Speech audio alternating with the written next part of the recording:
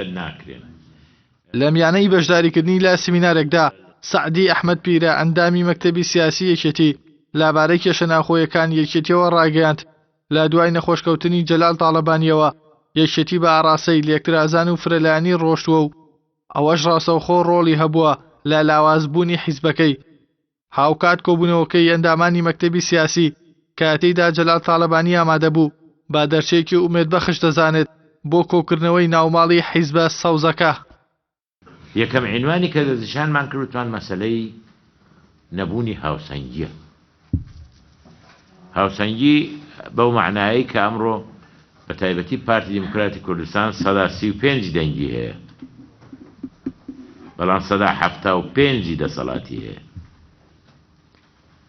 طبعا پاش ئەوەی کە گۆڕان نەما دەسەڵاتەکانەوە وەریانگرت 75 یەکێتی ئامادە نەبوو پۆستەکانی گۆڕان بکە.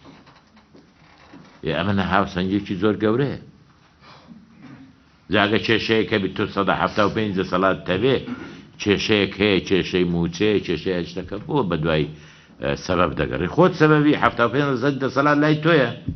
لەبارەی سەرۆکایەتی هەرێم و حکوومەت و پەرلەمانەوە ئەو ئەندامەی مەکتەبی سیاسی پێی وایە لە ڕێگەی ڕێکەوتنی سیاسیەوە چارەسەری کێشەکان بکرێت و گۆڕانکاریەکانیش بە یەک پاکێج ئەنجام بدرێن. هەروەها سێ سیناریۆشی خستە ڕوو بۆ کاراکردنەوەی پەرلەمان.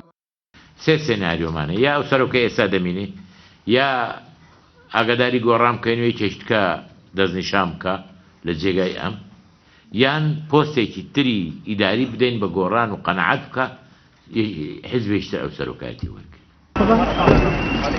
لەبارەی کێشەکانی نێوان هەولێر و بەغدا و پرۆژەی هاوپەیمانی شیعەکان بۆ ئاشتەوایی و پاراستنی پێگاتەکانی عێراق سعدی پیرە پێی وایە دەبێت لە ڕێگەی دەستوری هەمیشەی عێراقەوە کێشەکان چارەسەر بکرێن. ئەوان باسی ئەوە دەکەن لێرە کە بین لەسەر ئەو وەرەقەی ڕێککەوین بۆ حکومڕانی لە عێراق. ئەو وەرەقەیشتا کەس دەنگی لەسەر نەداوە، بەڵام ئێوە شتێکمان هەیە هەموو عێراقی دەنگی لەسەر داوە، ئەویش ناوی دەستورە. ئەگەر ئەوان دەیانەوێت سیقایان پێ بکەین بێن جاری هەیە پێشەی دەستور جێبەجێکەن، ئەوجا ئەو وەرەقەیش سەیرەکەین وەکو وەرەقەیەکی تەکمیلی بۆ پڕکردنەوەی ئەو بۆشایانەی کە دەستور معالەجەی نەکرد.